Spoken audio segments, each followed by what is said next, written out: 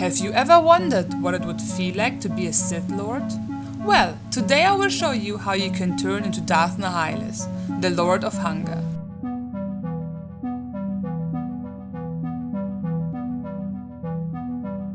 Welcome back to my little crafting corner of the internet. Today is the first of 3 videos I will make on the topic of how I made my Darth Nihilus costume. Darth Nihilus is a Sith Lord from the Star Wars universe, and he first appears in the Knights of the Old Republic 2 computer or video game. Knights of the Old Republic, or also sometimes referred to as KOTOR, is a video game that takes place about 4,000 years before Episode 1, The Phantom Menace. In this video I will show you how I made the cloak, the pants as well as the belt. If you're interested in seeing how I made the other parts of the costume, feel free to subscribe, and I hope you will get notified whenever I roll out the other parts of this video or of this build. But let's get started.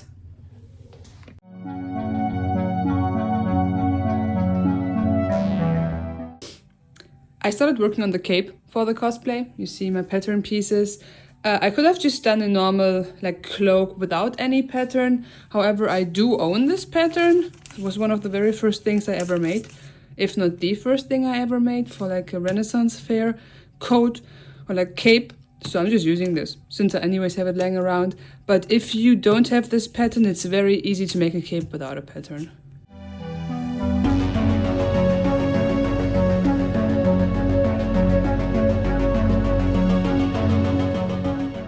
As you can hopefully see here, I'm using a French seam for the cape. I started by sewing the fabric wrong side, that being the pretty sides, together. This does feel a bit counterintuitive at first. After this first seam, I trim away the excess seam allowance. Then I iron everything nice and flat. I really cannot stress this enough. Use an iron. Your seams will look so much better if you press them before sewing.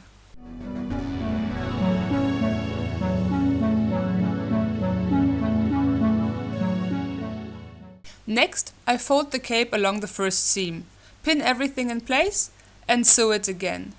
This encloses the raw edge inside the seam and tada! A clean French seam. And my cape can look pretty from the outside as well as from the inside.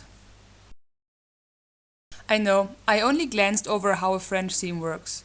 But if you are interested in some basic cosplay sewing tips, let me know. I would love to either make a video or collect some resources to share. Also, there are plenty of really cool videos out there that explain French seams in detail. Hi, so it's Annika from the future. You can see the cloak is already done. But, you see, for the hood of the cloak, I'm actually doing 1 to 3 different pieces. Often a hood is just made with 2 pieces and then sewn in the middle. I decided to have this middle part, and that just gives this hood extra width. You see, it is large. It's a big hood, and I did that so that the cat ear contraption will fit underneath. So let me show you how I did this. To make the hood extra large and be able to fit over Darth Nihilus' cat ears, if you know, you know, I also extended the sewing pattern at the front. To figure out how long the extra middle piece needed to be, I measured the length of the hood. This was only a rough estimate, but I made sure to overestimate rather than underestimate. You can always cut fabric away, but adding fabric later will always leave a visible seam. In the original pattern, the hood fit perfectly into the shoulder opening. Since I added extra width, I had to adjust this. I started by sewing along the edge of the hood using the longest stitch in my sewing machine. Then I held one of the threads and gently pushed the fabric towards the center to create gathers, until the hood matched the length of the shoulder opening. I secured everything with an unreasonable amount of pins before sewing it in place.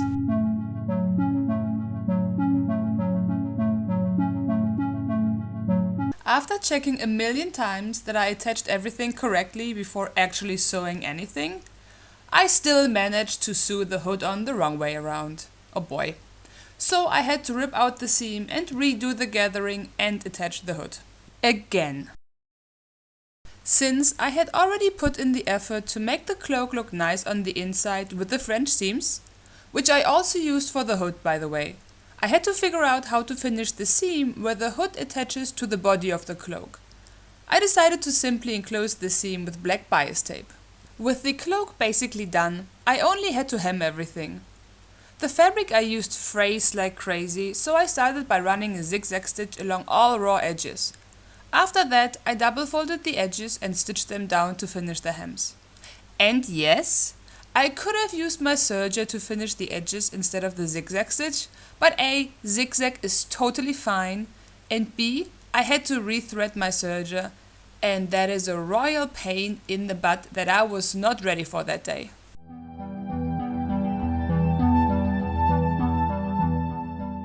I finished the hem of the cloak, and as you see, well, in some places it is not done very well. And I definitely could have done that better. I swear I know how to sew properly. However, I'm anyways gonna destroy big parts of this hem at the bottom here. So I decided I don't care enough to redo that. And I will just start with the destroying of the hem, and this will give me an idea. I will definitely have to destroy this part. So yeah, the next part is making this look worn and old and torn. Hey, so editing Annika jumping in here, just to say that one of the things I did as well that I have no video for is that I used one of the decorative stitches on my sewing machine to give all of the different of the seams on my cloak some nice decoration. However, what I realized editing all of this is that I'm missing a bunch of video clips of processes that I thought I took videos of, but I guess I didn't. And I think the reason is because this is the longest build I've ever recorded. And yeah, it took me several months, and in the meantime, I guess I forgot what I recorded and what I didn't. So I'm really sorry for that. Next time I will be better, I promise, but I guess that's the learning curve. One of my favorite things about making cosplays is destroying them. Or as some might call it, weathering. A little bit of weathering can go a long way in making your cosplays feel more realistic. If it fits the character or setting, of course. For the cloak, I started by cutting large chunks out of the bottom and added lots of smaller holes with scissors.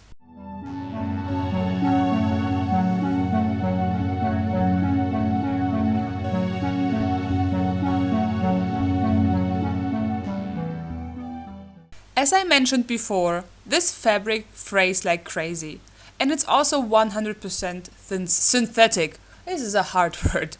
To stop it from fraying further after weathering, I carefully used fire to melt the edges. Please, please, please be careful if you try this, and if you're underage, please have an adult help you. I was outside, had a bucket of water nearby, and wore a mask. You're essentially burning plastic, and you really don't want to breathe that in. I usually try to avoid 100% synthetic fabrics, but for Darth Nihilus I was working with a very strict budget.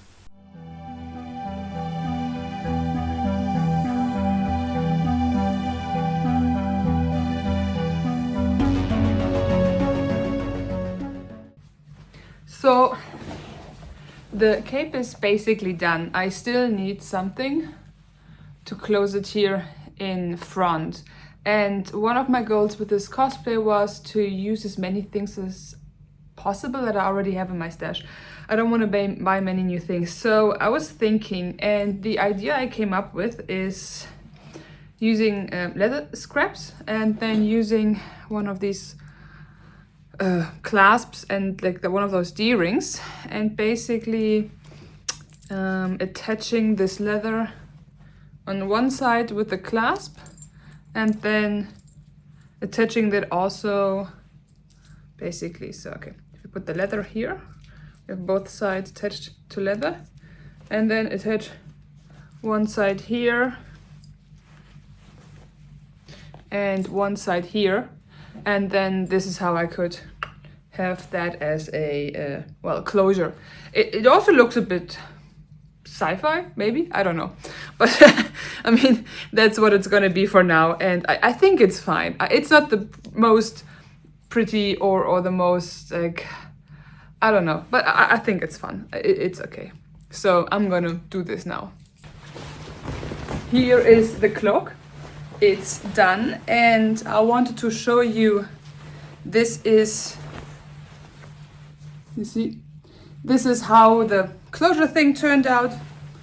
Again, it's fine. I already wore it. I'm recording this video actually way after, and I can tell you it was fine at the convention I wore it to. So yeah, I'm happy. After finishing the cloak, the next thing I wanted to do was making the pants for Darth Nihilus. It actually looks like he is wearing a robe or a skirt, but it's a white flowy something. It's a very pixelated old game, so it's hard to really tell how everything is supposed to look like, but it looks very flowy. And I decided I didn't want to make a skirt because I feel more comfortable if I have pants on and I can like throw my legs around and go into poses. So I decided I would go and make some Hakama pants. Hakama pants are traditional Japanese pants, and since a lot of the designs from Star Wars seem to be actually inspired by different cultures in Asia, I think it would fit the general vibe of making a Star Wars costume. Also, I've made Hakama pants before and I know they fit, well, I mean, fit. But they're super comfy and I know how to make them. They will take up a lot of fabric, and you will see I forgot to record the first part of this making of the Hakama pants. We will jump right back into when I made the actual pants already. So what you do when you make Hakama pants, you make wide, huge pants, and then you will add pleats on the top to make them actually fit around you. I will also link a page in the description of this that I usually use as an inspiration on how to make my Hakama pants. And if you ever feel like making your own Hakama pants, I highly recommend checking out that page. But yeah, so let's now jump into when I already made these huge giant pants, and I have to now add the pleats to make the Hakama smaller.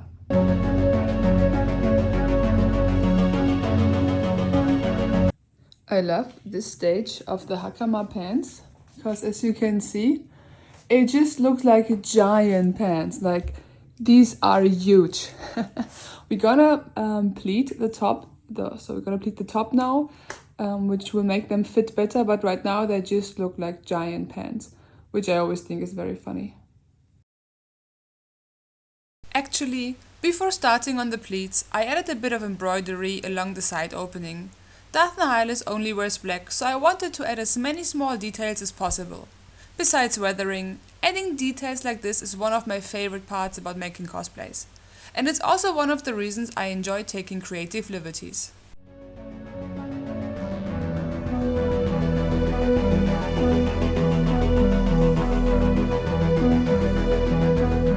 So this fabric attracts all the everything from the environment, so that's gonna be fun when I wear this as a cosplay, attracting all the dust bunnies and all the other fabric scraps, but that's okay, that's a problem for the future. But what I wanted to actually show you is I attached this like fancy stitching now to the side of the Hakama, and that is a very easy way to give extra detail to your cosplays. I have a very cheap sewing machine and it even has those fancy stitches. It means actually every sewing machine has some sort of fancy stitch. It's not something that's expensive. So if you just add these stitches to your cosplay, you immediately have a bit more of detail, and yeah, it looks a bit nicer and a bit more, has more character.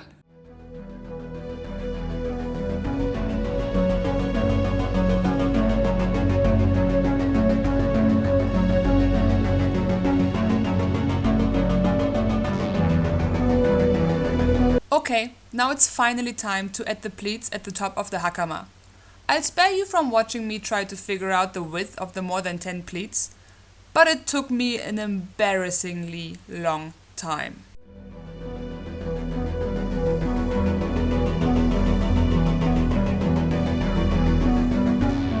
The last thing to do for the Hakama is to add 2 long fabric strips so I can tie the pants around the waist. For that I simply cut out 2 long strips of fabric, one for the front and one for the back. I folded these strips like bias tape. Don't forget the ironing. And then I simply sewed them onto the top of the pants, which again, I do not have a video of. And with that, the Hakama is done. I decided against weathering the Hakama pants for now, mainly because I'm not a huge fan of my current shoes and want them to stay covered. That's something I can always change later once I have better boots.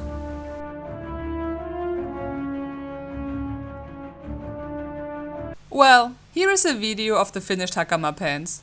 I tried to show you all the pleats I did, but you can't even see it in the video. But let me tell you, they are comfy. I guess that's also what I'm trying to show you right now.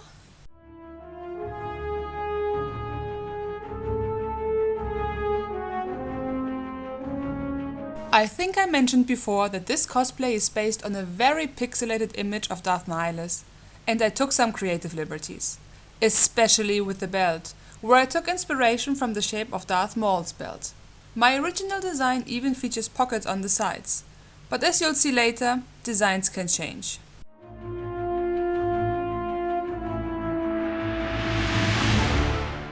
I started, as always, by making a paper template, which I then traced onto thin EVA foam. I think it was around 2 mm thick, maybe even less. I cut everything out using a very sharp box cutter.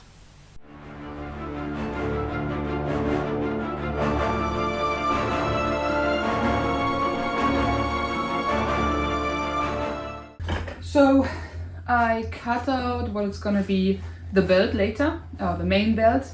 I originally had planned on using this fake leather that I'm still having left over from a different cosplay to kind of glue onto this and kind of like cover this. However, since I want to keep this cosplay fairly cheap, and I mean I don't have to buy this, right? I already have this, but I want to see how cheap I can make this cosplay while still looking pretty good. So I decided I want to try out to give this foam a leather texture. So I found some instructions online on how to make foam look like leather. And if that doesn't work out, I can still cover this with the fake leather. But I first want to see if I can give this a leather texture and maybe just have it like that. So we'll see. One of the best ways that I have found to imitate leather texture on EVA foam is to crumple up some aluminum foil, not too tightly, and heat up the EVA foam with a heat gun. While the EVA foam is still warm or hot, you can press the foil into the EVA foam to add texture, and it will stay once the foam has cooled down again. Just be careful, if you heat the area again, the texture will disappear. When working with EVA foam, it's very important to heat seal the foam first, meaning you briefly blast it with a heat gun. You also need to prime it before painting, otherwise the foam will just absorb all the paint. I used Flex Grund as a primer because I wanted the belt and the paint on it to stay flexible and not crack or flake off. I tried to be clever here, because I'd seen some cosplayers mix their primer with acrylic paint to combine two steps into one. So that's what I did, and this might be where things started to go wrong. I'm not entirely sure, but keep watching and you'll see what I mean.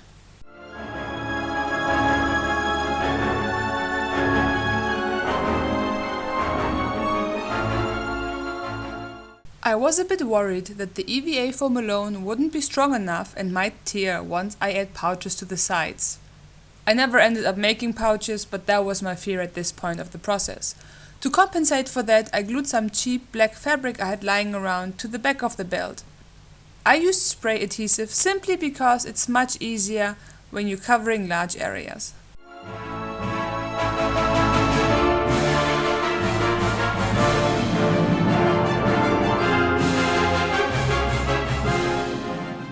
After that, I sealed the belt using clear, shiny varnish.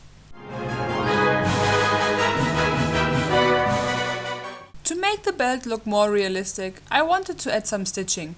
And yes, you can sew through EVA foam, as long as it's not too thick. It just takes a bit of patience.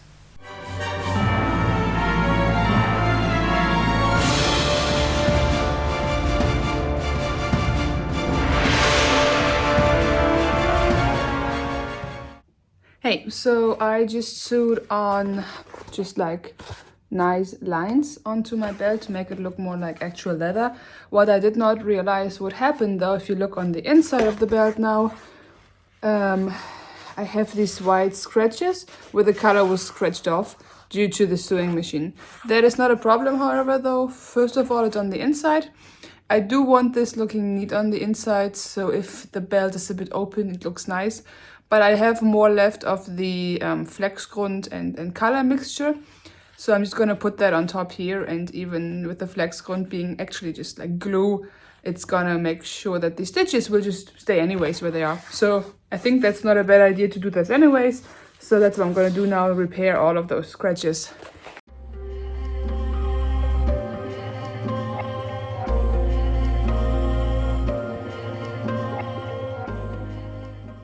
With the main body of the belt finished, I got started on the decoration.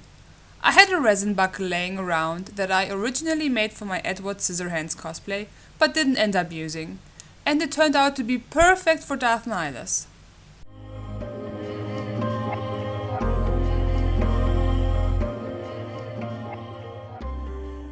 I attached some webbing on both sides of the buckle and added a few studs I found in my stash. And lastly, I used grommets, again left over from my Edward Scissorhands cosplay, to attach the smaller belt onto the larger one. This is a public service announcement that keeping leftover crafting materials is always a good idea. It's not hoarding if it's crafting.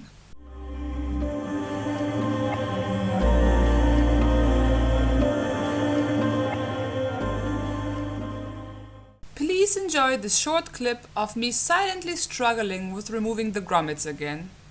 You will see why in a second.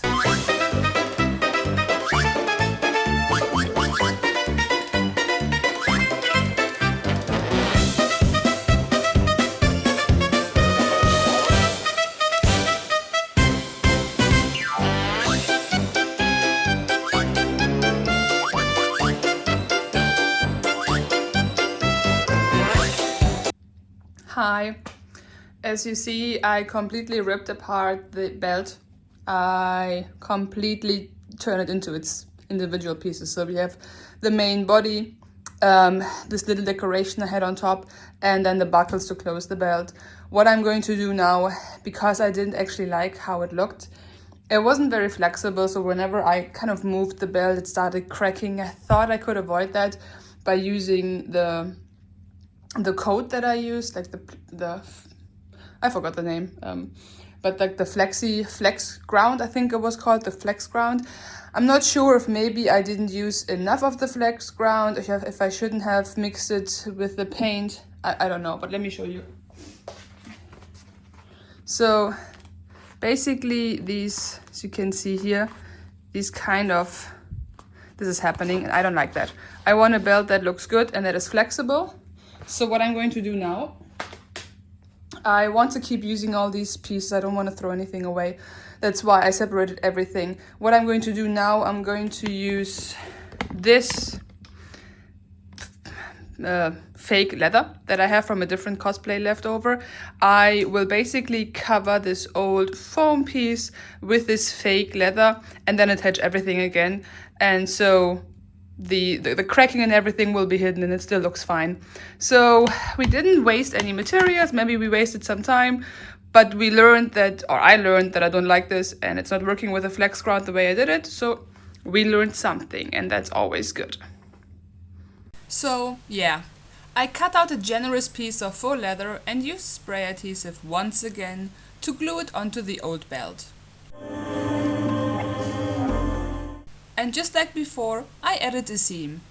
This time not only because it looks nice, but also to better secure the faux leather to the foam.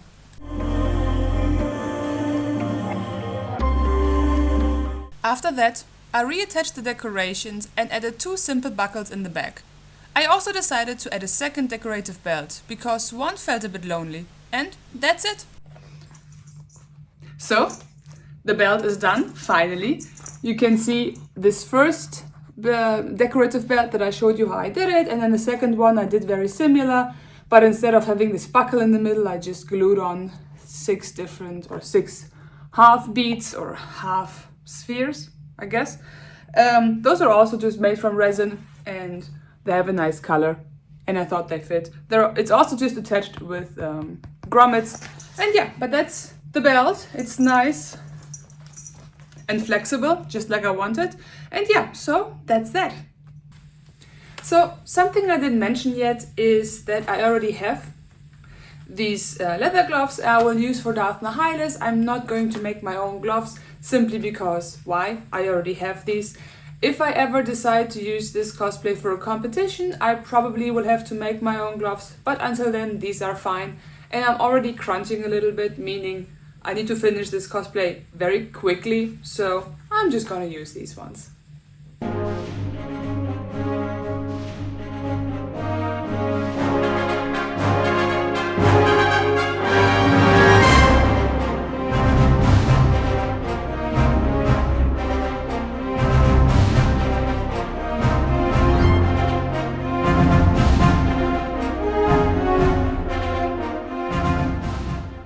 Okay, this was the first part. In the next video I will show you how I made all the different shirts that Darth Nihilus is wearing.